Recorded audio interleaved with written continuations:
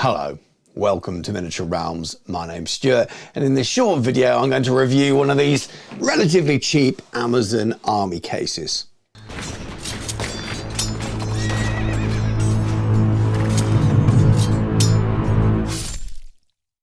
Miniature Realms is proudly sponsored by Baron of Dice, premium wargaming dice. Over 500 styles, over 4,000 customer reviews. Welcome to the best dice on the planet. So I've been using really useful boxes for my army movement for quite a while, or cheaper foam cases. And I needed something for an event coming up, or a couple of things really, and I really wanted to go towards one of those boxes that has the trays that you can fully magnetize your miniatures and then slide them out. And they're all quite expensive until I saw this one on Amazon, and I thought I'll take the risk and purchase it. So let's take a look at it. Now, to be fair to Jucoci, and I'm going with that pronunciation, so apologies if it's wrong. To be fair to them, they're not an Amazon business. They have their own website. That's all in dollars. I don't know much about them, but they clearly have a decent range of figure cases, including foam and cardboard boxes and things as well. It's just that I found it on Amazon, and it was a lot cheaper than many of its competitors. And I've gone for the largest one, which has the largest trays, and I've selected the one with the light. I don't know why. I don't need the light, but I thought it's only about £5 extra. Let's pay for it. You never know. I'd rather have it than not. Now let's address the cheap thing. It's not cheap as such. It's still £110 in the UK on Amazon, but when you compare it to similar sized things like A-Case, which is one of the original sort of main brands that made the metal tray magnetic carry cases, and Battle Foam do them as well, but the A-Case one I think is easily double the cost of this for the similar size. Yes, that comes with a backpack as well. You can add a backpack to this. I think it's about £40 on Amazon as well. I may well do that. Most of the time though, I'll be driving and I'll just carry it in using the handle. I don't think it's as pretty as many of the more expensive competitors that are out there. It very much looks like baking trays shoved inside a hard plastic case, because that's exactly what it is. But for almost half the price, I thought it was worth a punt, because it might do exactly what I need to do.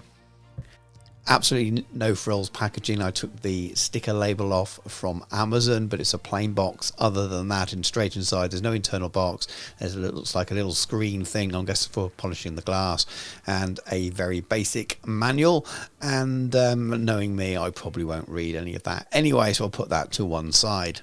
First up are the 5 included metal, let's call them baking trays, because that's pretty much what they are. They've got the logo on there.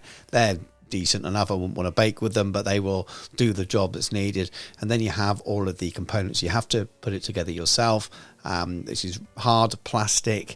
It's that kind of plastic with a sort of internal cavity, but it's still pretty strong. And then you've got the door here, which has got a good strength of sort of perspex glass in there. Feels strong enough. A little bit out of order there. I had to clip it back in, but once it was in, it seemed pretty strong. And you've got the LED lights on there as well. And then you have this sort of little pack of the plastic bolts to fix it all together. So then you are essentially left with a big pack of heavy duty plastic, very much like the sort of stuff that your kids' toys are made out of, so your kids' playhouses or some of the cheap garage shelving and stuff. It's that kind of hard plastic. I had to raid my man drawer for the suitable number of batteries which we needed for the lights. It flicks on and off. Again, as I said, I don't think I'll use the light much. I'll probably take those batteries back out. But I did decide to have a look at the instructions after all, read them through, realised it was pretty straightforward, tipped out all the plastic screws, and you've got these little nuts in there to do it yourself. They clip together that easily, really simple, and then all you've got to do is screw it in on the other side, and it took me less than 5 minutes to pop it all together. And there we have it, and it's actually really pretty sturdy. As I say, not the most beautiful thing in the world, and it does weigh quite a bit, a lot more than you'd expect, and that's without the trays in. You've got this little bit that clips open here, so you can clip open the other door. It does seem to clip in quite well, but there's no latch or anything that I can see, and then your trays just slide in, and obviously you're going to adjust the height. You can buy extra trays depending on the height of your miniatures. And there it is. It's not going to win any prizes for beautiful design awards, but it feels really, really strong. I think it will do the job. It's going to sit in the boot of my car in most journeys. I'm not going to be having it on the train or something, or on a backpack. I don't think it would be quite heavy there. So placed in a boot, I think it'll be fine. A little concern about going over bumps and whether things will jump off the tray. I think plastic models, magnetised, will be absolutely fine. A little bit more concerned about some metal miniatures for Warhammer the Old World. But that will be a problem with any of these designs. Plenty of space for your rule books in there as well on a tray. I'm just sort of fitting in my dwarves and see how much I can get in there. That's my fully painted 2,000 point dwarf army. Loads of room left for more. That means when I add in my little Slayer army there, you can see unpainted as it stands, they can all go in the same thing. His first outing was supposed to be CrackCon, but I was unwell and I wasn't able to attend, and that would have given us the answer of whether those dwarves would have made it in one piece.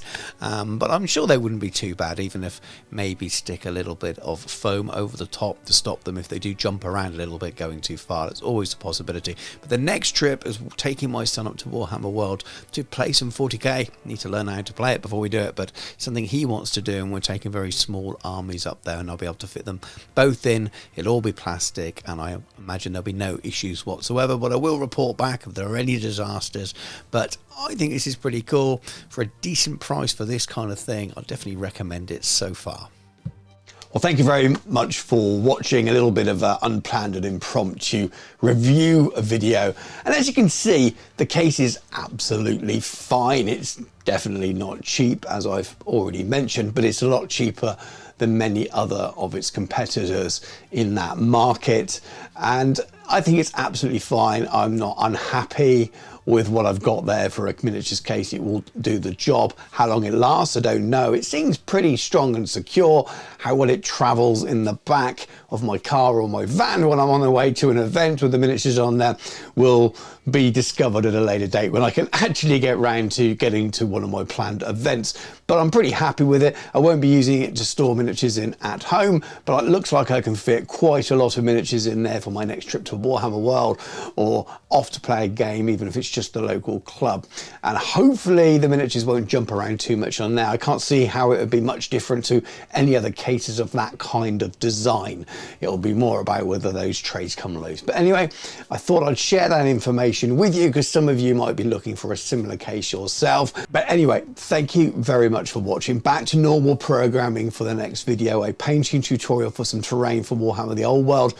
And it's a rather cool piece of old terrain that's quite hard to get hold of these days. That's a little bit interesting, something I think was very, very cool. So I'm looking forward to sharing that with you. And then after that, we have some cool bolt action stuff, new stuff to have a look at, and some more Warhammer the Old World following. So some cool videos on the way. So if you're not already subscribed to the channel, please do so. Loads of links below how you can support the channel, my affiliates, my Patreon as well, which is a fantastic way to support the channel. And if you're not already a member and you're watching this channel now, I do a monthly draw for my patrons to win a prize, and this month it is the Bolt Action 3rd edition rulebook. So if you're not already a member of my Patreon, you just have to join in order to get entered for that. So join by the 31st of October to get into the chance to win that one. But it rolls monthly and there are different prizes each month. So any members will get entered into that. So well worth joining if you haven't already. But thank you very much for watching. Take care, and I'll catch you soon.